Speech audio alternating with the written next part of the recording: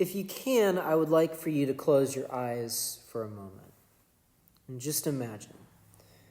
Imagine you are in a world where you are stuck in one tiny place with only just a few people.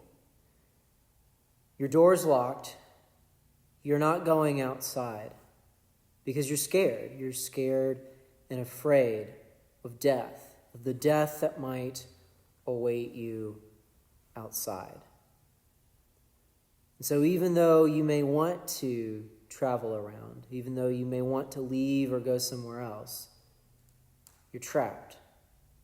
You're stuck. Fear is keeping you in. Now, as you open your eyes, you may discover that that very same scenario is the one that you are currently living in. But that's not the scenario that's presented here. This scenario, this living in fear, this being confined to one space, isn't just the reality that we are currently living in. It's also the reality of the disciples. It's what we hear in the gospel this morning. What we hear is that the disciples are all huddled up in one room. The door is locked and they're not going out of fear, we are told, of the Jews, out of fear of those who had put Jesus to death, out of fear of the authorities who were frightened of Jesus, who didn't want to hear what Jesus had to say, and so they put him to death. And the disciples fear that they are the ones next. And yes, the disciples' scenario is very similar to ours today. We are in close quarters. We are staying in the same place. Some of us may have a few family members with us. Some may have no one with them.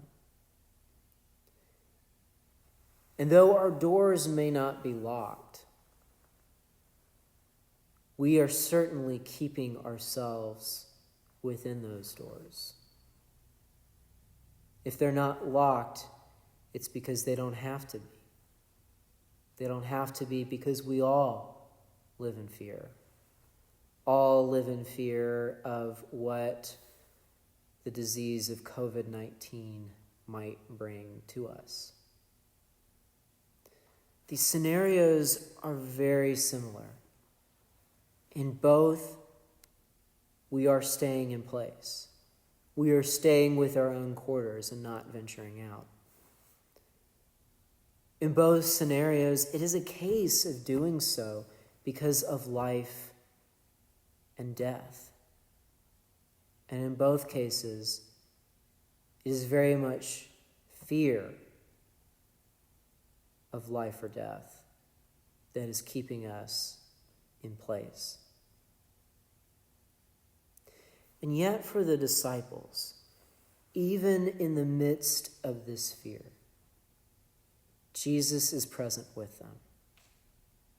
Even though the doors are locked and no one from the outside can come in, Jesus finds a way to enter.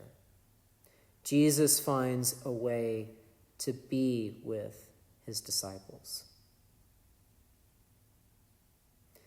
So if Jesus can be there with the disciples, if he can be present in spite of all that fear, in spite of even locked doors, how much more can Jesus be present with us now?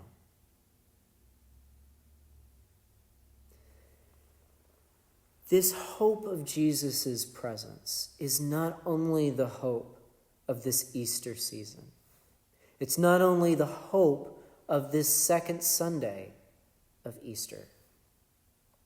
This hope of Jesus' presence with us is a hope that we have, even though we are self-isolating, even though we are social distancing. Our hope is that Jesus is there with us in our homes, present in the midst of our fear, presence in the midst of our fear of death.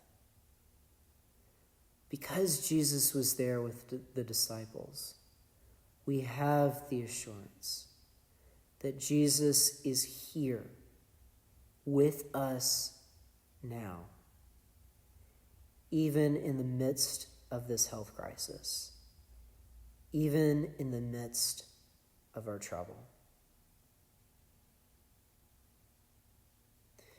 This is an unusual Easter season for all of us.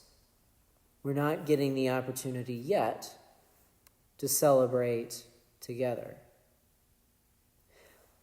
But even in this situation, we have hope. And we have hope because we are living in the very same situation that the disciples are living in.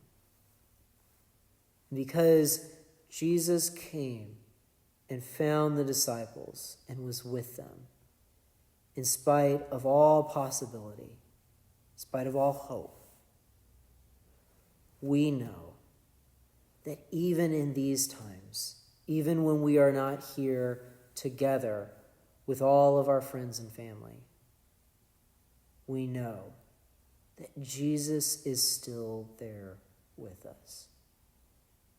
Jesus is still here in the midst of us.